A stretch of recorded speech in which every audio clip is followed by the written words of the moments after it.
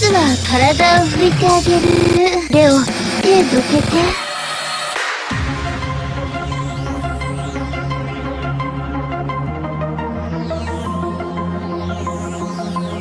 ごめん、私我慢できない。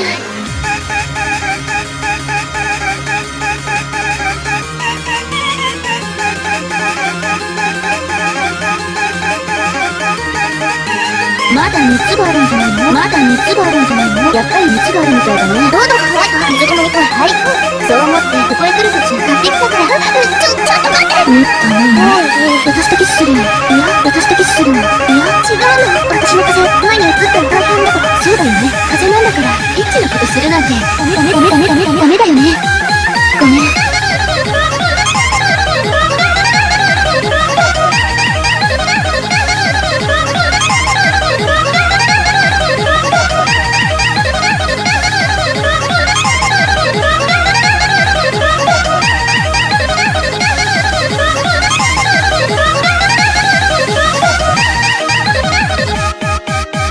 エッチな声が答え。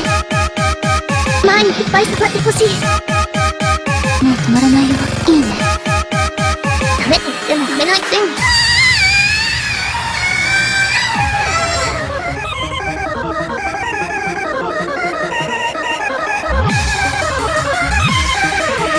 前の声聞かせて。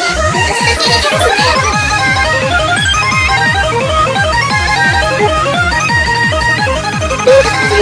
レオに触れられるだけで私すごく感じる。